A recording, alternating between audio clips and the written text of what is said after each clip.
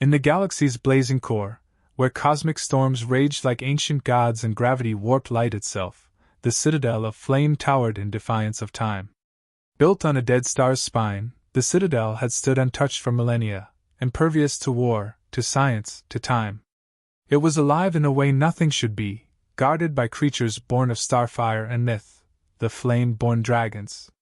Their voices, a harmonic convergence of heat, vibration, and emotion, composed a language that defied understanding. Countless species had tried to learn it, decrypt it, dominate it.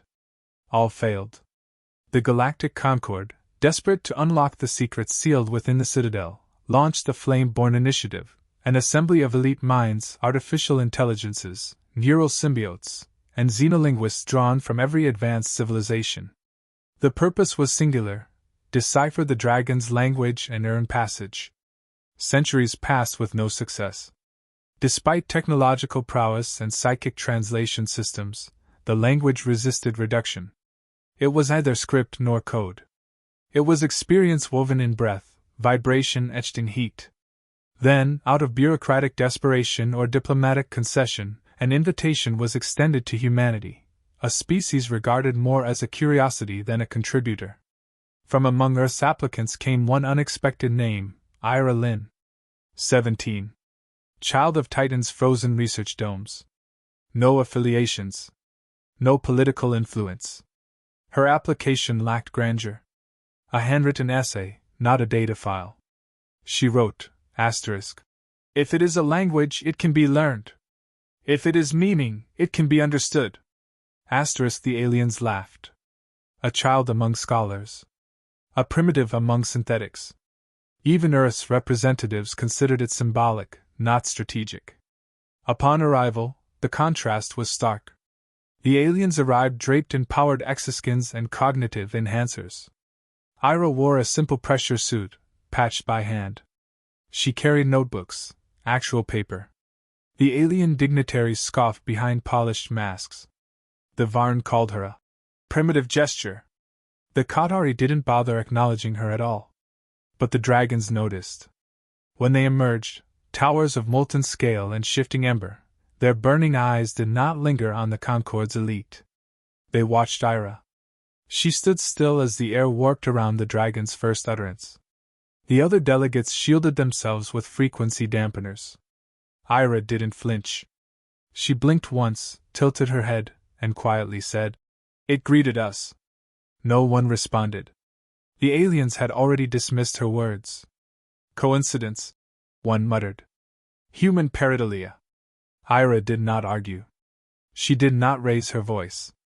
She stepped closer to the obsidian wall where the flame-born had spoken, placed her hand on the scorched stone, and began writing.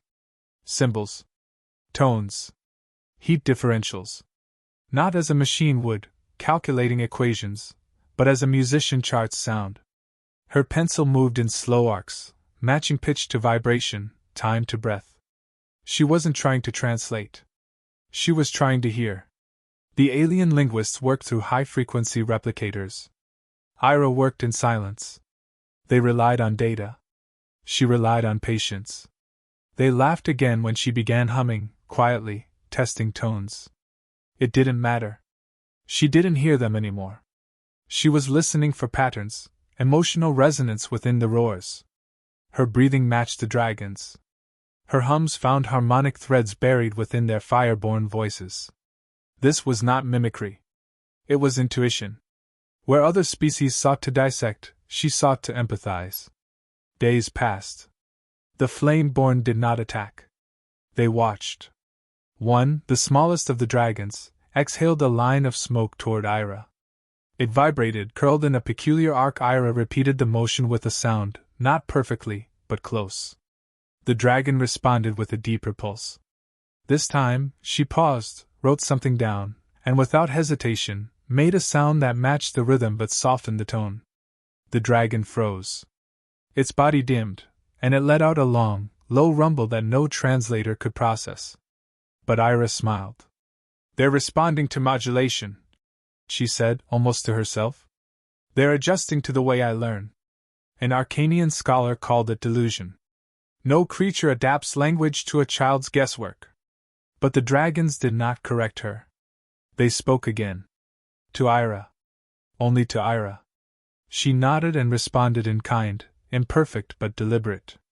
The smallest dragon lowered its head, not in submission, but curiosity. The aliens began to shift uncomfortably. Ira didn't ask for permission. She didn't need it.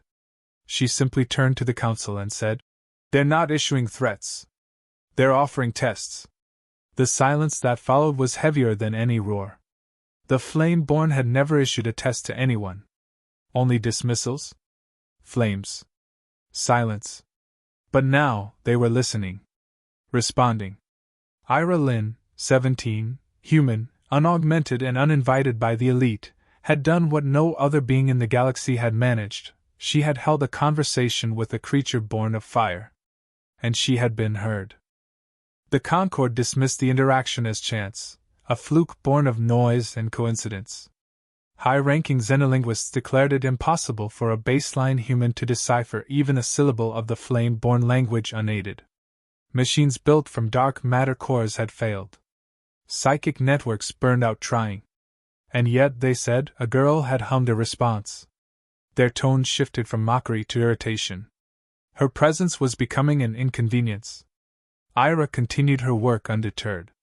She returned each day with her notebook, observing without interference.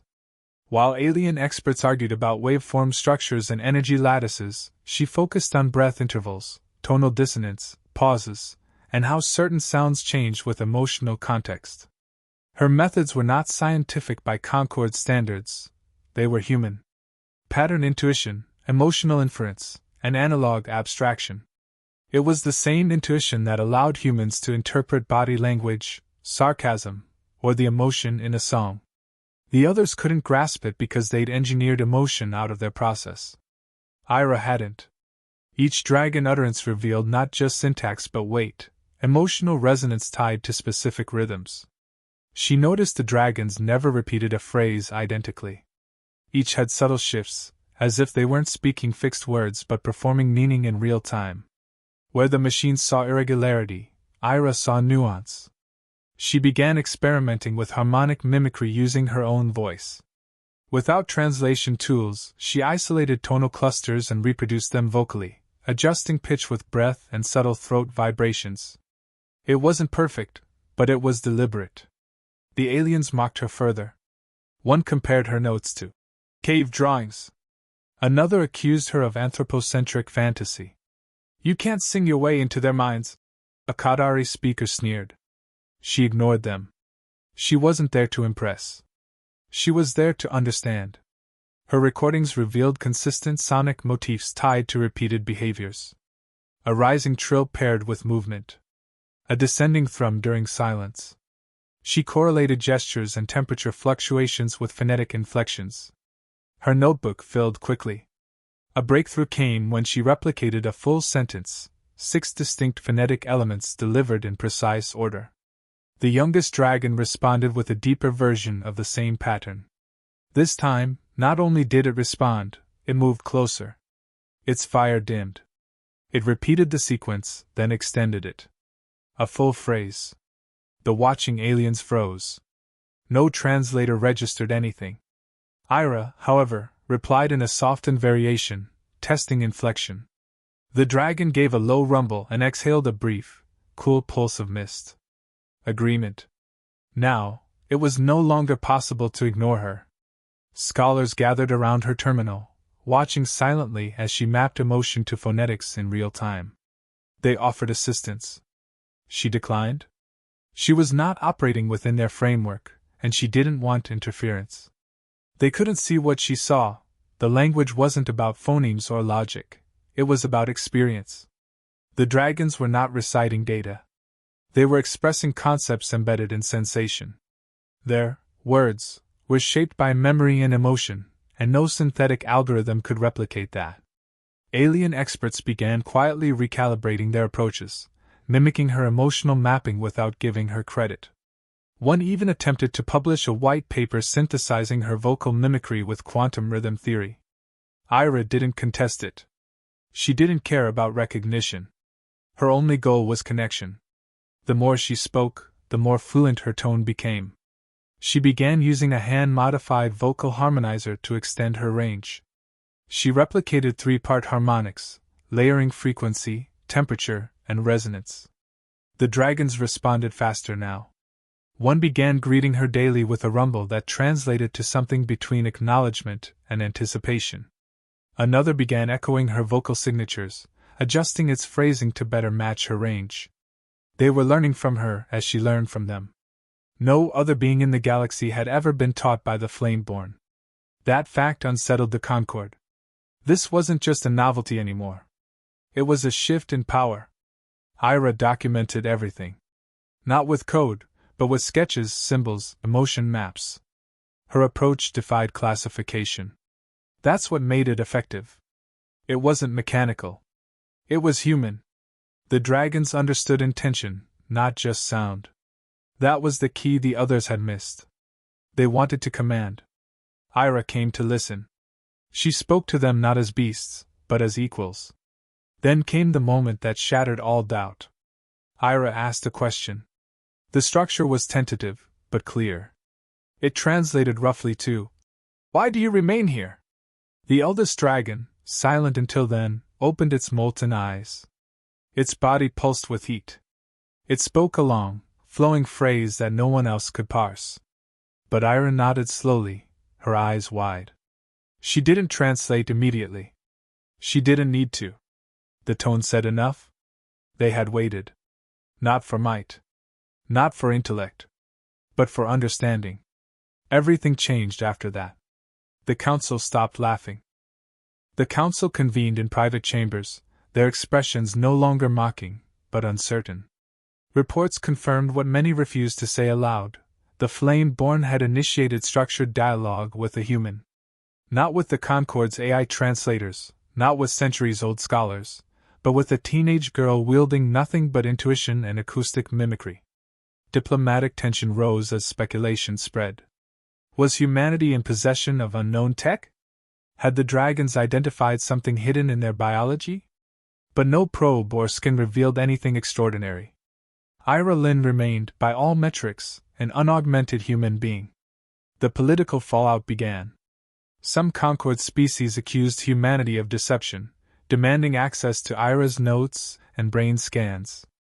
Earth's delegation stood firm. This wasn't strategy, it was serendipity. Still, the pressure mounted. Ira was placed under constant observation. Dozens of cameras tracked her movements, every vocal session recorded, analyzed, debated. Yet the dragons showed discomfort with the surveillance. Their responses dulled when observed. Their tone shifted. Less resonance. Less clarity. Ira noticed immediately. She filed a simple report. Observation disrupts dialogue. Intimacy is part of the language. It was dismissed at first, until the youngest dragon stopped responding altogether. Only when the monitoring equipment was reduced did communication resume. Ira wasn't surprised. The dragons weren't machines. They were sentient creatures bound to ancient memory and organic expression. Their trust couldn't be quantified, it had to be earned. The Flameborn understood vulnerability. They rewarded authenticity, not performance. Ira began refining her system using bioacoustic mapping. She charted how dragons shaped sound with internal fire pressure, using thermal bursts as modifiers. Instead of copying exact pitches, she emulated intent through dynamic breath and subtle temperature shifts. Her harmonizer adjusted timbre in real time based on environmental feedback, allowing her to engage in complex exchanges without relying on direct translation. The dragons responded with increasing complexity, compound tones, spiraling resonances, rhythmic pulses that formed narratives instead of phrases. What emerged wasn't just a language. It was a living medium of experience. Ira decoded a tale from one of the elder dragons, a memory rendered in vibration and heat. It described a cataclysmic war waged across black star systems, long before the Concord formed. The Flameborn had not always been guardians. They had once been warriors, creators, and in the end, survivors of betrayal. The citadel was not a fortress. It was a tomb and a vault. What they protected was not treasure or weapons, it was memory. History encoded in flame and breath, guarded not because of its value, but its danger. This revelation shattered centuries of assumptions. The Concord had treated the dragons as gatekeepers to power. They were, in fact, witnesses of cosmic trauma, wardens of knowledge deemed too catastrophic to release. And now, for the first time, they were choosing to share it. Not through conquest or threat, but through Ira. She was the only one who could feel their meaning enough to mirror it back. Ira transcribed the entire narrative using symbol mapping, linking thermal pulses to emotional gradients. It wasn't just documentation. It was translation of soul-level memory. No AI could follow it, but humans, curiously, could grasp the structure through empathy and emotional intuition. Earth scientists realized Ira's success wasn't an anomaly, it was a manifestation of human pattern recognition operating on nonlinear, emotional data. What others called chaos, humans interpreted as story. The Concord reeled. Entire species began re-evaluating humanity's role in galactic diplomacy. They had long been underestimated, seen as reckless, emotional, biologically inferior.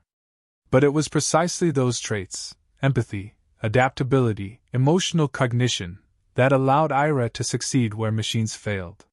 For the first time, humanity held exclusive access to something no other race could replicate. Not because of superiority, but because of a uniquely human trait, the ability to bond through shared vulnerability. Still, political resistance flared. Some feared what the dragons might reveal. Others saw Ira as a destabilizing force. A coalition proposed restricting human access to the Citadel entirely, citing unbalanced influence. But the dragons responded before any vote passed. A coordinated display. 5 of them spoke simultaneously in an arc of harmonic resonance, projecting a single meaning across all species present. Their message was unambiguous. She speaks. We listen. She learns. We remember. None shall interfere. The council chamber fell silent. No translation was needed. Every being felt the message. The dragons had not just accepted Ira. They had claimed her as an emissary. She was no longer an observer. She was a participant in a dialogue older than most stars. And with that, the balance of power shifted. Ira's presence within the Citadel was no longer tolerated, it was honored. What had begun as an experiment became a precedent. She was given unrestricted access to the inner chambers, places no non-dragon had ever entered. The flame-born reshaped entire rooms with thermal resonance to accommodate her presence, adjusting ambient heat and frequency fields to reduce strain on her physiology. No external translator, no escort. She went alone, not out of arrogance, but because the dragons insisted. They wanted her uninterrupted. Inside, she encountered what others had long speculated about but never seen: memory cores, vast living structures of crystallized flame that vibrated with stored ancestral knowledge. The dragons didn't just speak. They stored their entire history in cascading sequences of fire-bound emotion, encoded into flame that pulsed like heartbeats. Ira approached these cores not with instruments, but with presence. She sat silently, allowed her breathing to sync with the rhythm, then began the process of empathic mirroring. The response was immediate. A resonance chamber lit up with patterns, shifting colors, pulsing heat, and layered tones. It wasn't a message. It was a legacy. She experienced it as a flood of sense, not data but sensation. A dragon's first flight. The agony of watching a star consumed by a weaponized singularity. The betrayal of allies who once shared their purpose. These weren't memories in the human sense. They were full-body impressions transmitted through vibration, pressure, and heat. Ira could only process fragments, but what she grasped was staggering. The Flame-born had once ruled an empire built on preservation, not domination. They had encoded the memory of every species they encountered. They were archivists of essence. The Concord's interpretation of them had been catastrophically wrong. They weren't guardians of power. They were protectors of cultural soulprints. And the reason they had remained silent for eons was because every species that approached them saw only weapons, not wisdom. Until Ira. She was the first to ask them who they were, not what they had. Outside the citadel, the political landscape unraveled. Human representatives, still reeling from Ira's recognition, found themselves pulled into negotiations they weren't prepared for. Concord races sought alliances, knowledge sharing, or outright containment. The council fractured into factions, those who wanted access to the Dragon archives, those who feared what ancient knowledge might destabilize, and those who simply wanted to preserve the status quo. For the first time, humanity's voice mattered. Not because of military might or economic power, but because one girl had cracked the oldest code in the galaxy. Earth's leaders didn't know how to proceed. Some advocated for transparency. Others wanted to withhold everything and solidify Earth's position. But Ira made the decision herself. She sent out a universal message, short and clear, asterisk. This is not ours to control. It is theirs to share, and ours to honor.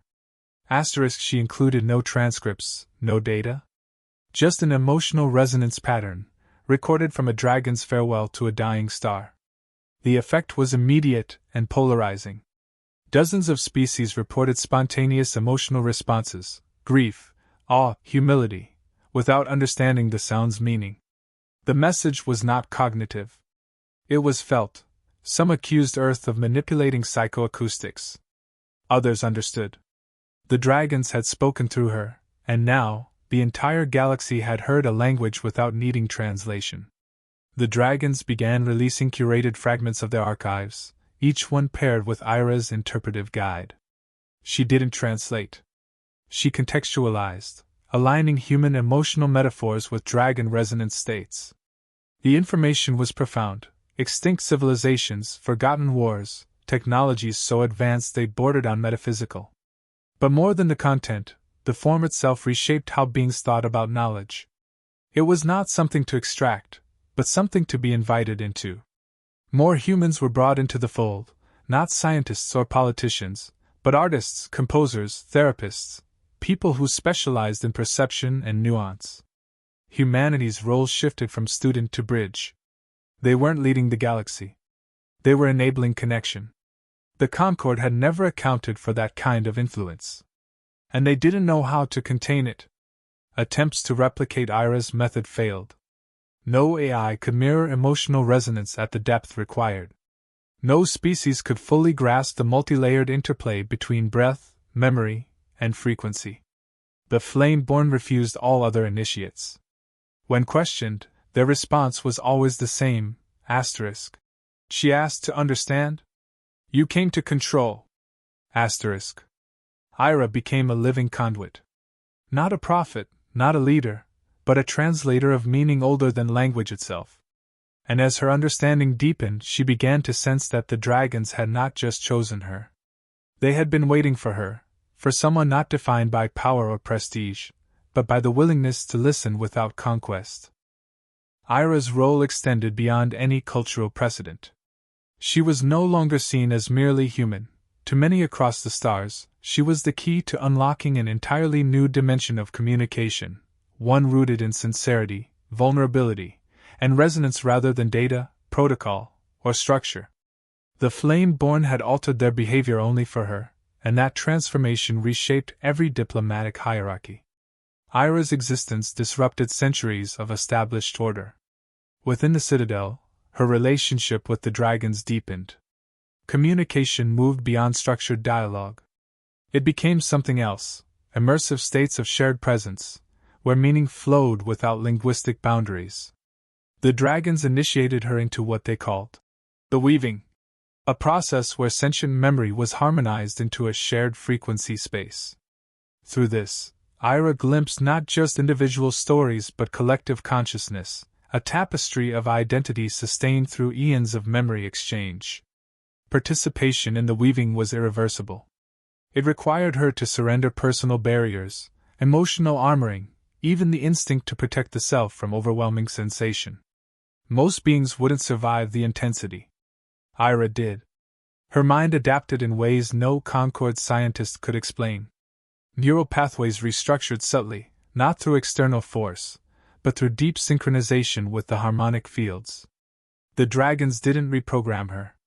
They awakened latent capabilities, intuition stretched into multisensory cognition. She began perceiving time not as linear, but layered, with past and potential folding into each present moment. The weaving revealed that the dragons had long searched for a successor, not to power, but to purpose. Their kind, despite their immense lifespans, faced dwindling birth rates. Their cycle of memory transmission was weakening. Without a receiver attuned to their depth, their culture would degrade into silence. What they needed was not preservation, but evolution.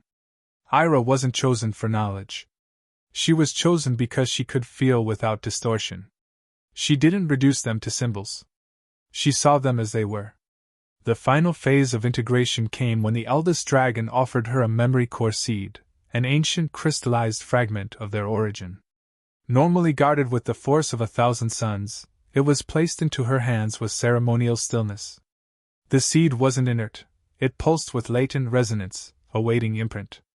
Ira accepted it not as an artifact, but as a responsibility. She fused it with her harmonizer, creating a new instrument, part device, part living frequency node. Through it, she could transmit not just interpreted resonance, but embedded insight. News of this integration triggered a seismic shift across the Concord. For some, it was an unprecedented leap in cross-species evolution. For others, it was a threat. If humanity could bond with such ancient entities, what else might they access? Treaties were questioned. Alliances wavered. Several dominant species initiated emergency summits, proposing restrictions on human expansion into sensitive territories. But their fear only exposed a fundamental truth: power was no longer anchored to fleets or currencies. It was shifting toward understanding, and that terrified those who had built empires on domination. Back on Earth, debates raged. Some hailed Ira as a visionary. Others warned of cultural dilution or spiritual contamination. But the debate didn't matter. The dragons had made their stance permanent. Any attack on Ira, direct or indirect, would sever all future interaction with their kind. And with the dragon's archives now partially open, no species could afford to be excluded. Ira had become the bridge, and the galaxy had to either cross it, or be left behind. Her work continued. Not as a leader, but as a conduit. She trained others, not in the dragon's language, but in the human practice of perceptive resonance, listening without agenda, mapping feeling before logic, embracing presence over precision. Those who succeeded weren't linguists or strategists, but poets, dancers, empaths, individuals willing to engage without ego. A new discipline emerged across human worlds: emotive translation.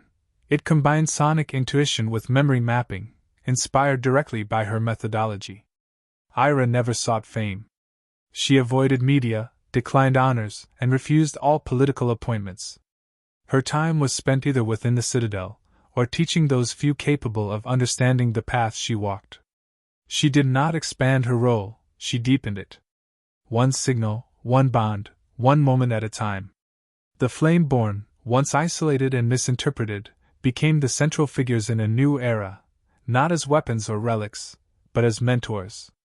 And Ira remained at the heart of it all. Not because she wielded power, but because she chose not to. In doing so, she unlocked what centuries of technology and diplomacy never could: the simple, transformative force of earned trust.